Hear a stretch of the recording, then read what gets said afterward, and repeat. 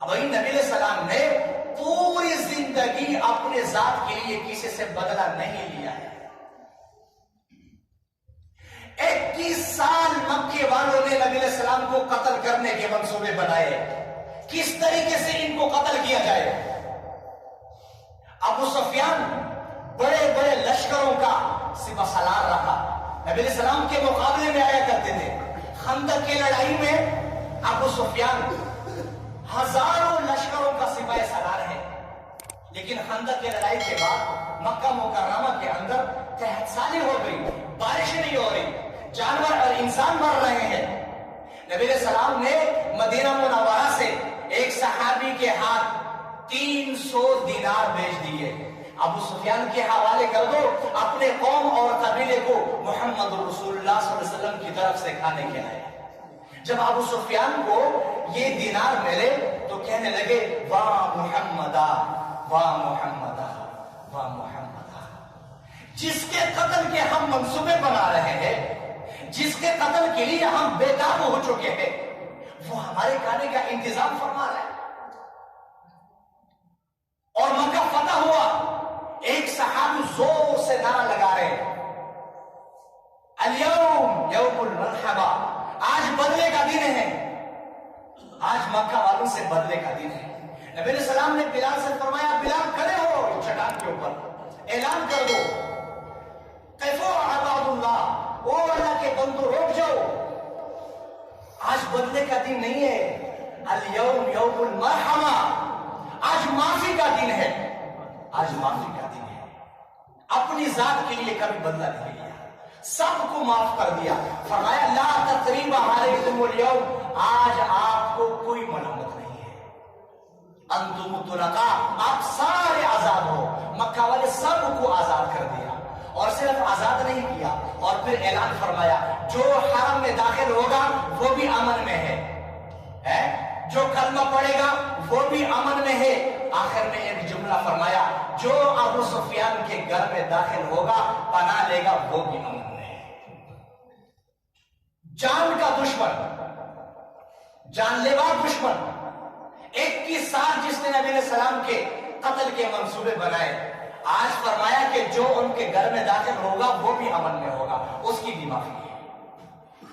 نبی علیہ السلام کے مبارک اخلاق تھے, یہ ہمیں سکھانا تھا, یہ پیغام, یہ میسج ہمیں پہنچانا تھا کہ بھائی اگر آپ کے ساتھ کوئی زیادتی ہو گئی تو انتقام لینے کا نہ سوچنا بلکہ معاف کر دینا. یہی میرا پیغام ہے آپ کو. مکہ مکرمہ میں دعوت و تبلیغ کا کام چلایا, لیکن جب دیکھا کہ نتیجہ اس درجے کا نہیں نکل رہا جس درجے کا میں چاہتا ہوں, تو نبی علیہ السلام نے زید بن حارثہ کو اپنے ساتھ لیا. زید اور طائف کا سفر کر کے آتے ہیں. وہاں طائف میں بڑے بڑے سردار آباد ہیں, اگر ان میں سے کوئی ایک بار اسلام ہوا ہے, کوئی ایک بھی اسلام لے کر کے, تو ہماری سپورٹ ہو جائے گی, ہم تھوڑے سے مضبوط ہو جائیں گے. زید بن حارثہ کو لے کر کے طائف چلے گئے. بجائے کہ وہ لوگ نبی علیہ السلام کی بات مانتے, بجائے کہ وہ اسلام قبول کرتے, انہوں نے اپنے بچوں کو اور اپنے غلاموں کو اکٹھا کیا کہ یہ جو بندے آئے ہیں ان کو یہاں سے جتنا جلدی نکال دیا جائے اتنا بڑا ہی کمال ہوگا. اب غلام اور چھوٹے بچے, کوئی سیڑھیاں بجا رہے, کوئی تالیاں بجا رہے, اور کوئی مجنون کہہ رہے, کوئی پاگل کہہ رہے, اور پیچھے سے پتھروں کی بارش, اور نبی علیہ السلام اور زید بن حارثہ رضی اللہ تعالی عنہ آگے بھاگ رہے ہیں, اور یہ پیچھے دوڑ رہے ہیں, اور یہ آگے بھاگ رہے ہیں. نبی علیہ السلام کو اتنے پتھر لگے, اتنے پتھر لگے, اتنے پتھر لگے کہ جوتے مبارک خون سے بھر گئے. جتنا بھاگ سکتے تھے بھاگ گئے, آخر بے ہوش ہو کر کے گرے. زید بن حارثہ نے نبی علیہ السلام کو کندھوں پر اٹھایا, کوئی اور پناہ کی جگہ نہ ملی. سامنے ایک باغ تھا, اس باغ کے اندر زید بن حارثہ نے نبی علیہ السلام کو, یہ باغ کن کا ہے؟ یہ عتبہ بن ربیعہ جو بدر کے میدان میں کفار کے لشکر میں سپہ سالار ایک چیف بن کر کے آیا تھا. اور جب انہوں نے نبی علیہ السلام کو دیکھا کہ زخموں سے سارا چھوٹ اور خون سے رنگ رنگ, یہ جان لیوا دشمن, اس کو ترس آیا, اور اپنے غلام عداس کو بلایا اور پھر ایک پلیٹ کے اندر انگور سجائے اور کہا یہ اس زخموں سے چوٹ بندے کے پاس جائے اور ان سے کہنا کہ رشتہ داری کا واسطہ ہے، میرے یہ انگور رد نہ کر دینا۔ اب وہ انگور لے کر کے آ گئے تو نبی علیہ السلام کے سامنے انگور ہے، نبی علیہ السلام نے انگور کا ایک دانہ اٹھایا، بسم اللہ بسم اللہ پڑھا تو عداس پوچھتے ہیں آپ نے یہ کیا کلمہ پڑھے؟ کہا کیوں؟ کہا یہ کلمات یہاں کوئی نہیں پڑھتا ہے۔ کہاں کے ہیں؟ کہا میں ننوا کا ہوں۔ ننوا وہ تو میرے بھائی یونس کا گاؤں ہے۔ کہا آپ یونس کو جانتے ہیں؟ کہا وہ بھی اللہ کے رسول نے بھی اللہ کا رسول ہو۔ اور وہ عداس عتبہ بن ربیعہ کا غلام اور فوراً نبی علیہ السلام کے قدموں کے ساتھ چمڑ گئے اور چمنا شروع کر دیا اور کہا یا رسول اللہ کلمہ پڑھا دے۔ کلمہ پڑھا کر کے مسلمان ہو گئے۔ نبی علیہ السلام کو اتنی خوشی ہوئی کہ سارے وہ زخم بھر گئے اور پھر آسمان کی طرف نگاہ کر کے اور کیا اللہ کیا میں آج آپ سے گلہ نہ کروں؟ اللہ آپ نے مجھے کن کے حوالے کر دیا، کن ظالموں کے حوالے کر دیا، ان لوگوں نے میرا کیا حال کر دیا۔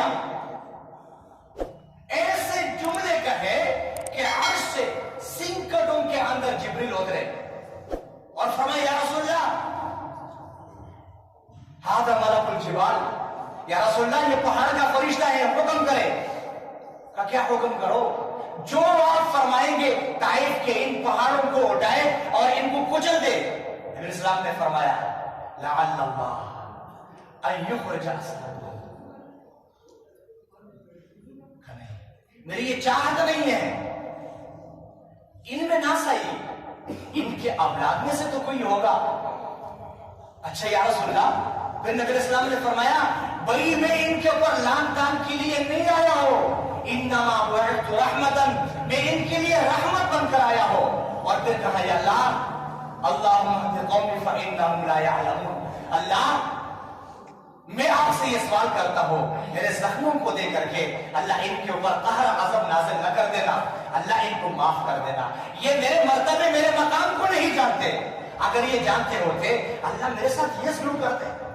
جب انتقام کا وقت ہے، جب پہاڑ اور سمندروں کے فرشتے موجود ہیں، اس وقت میں آسمانوں کی طرف آنکھ اٹھا کر کے دعا مانگ رہے اللہ میری وجہ سے ان کو تکلیف نہ دے دینا، میری وجہ سے ان کے اوپر غضب نازل نہ کر دینا۔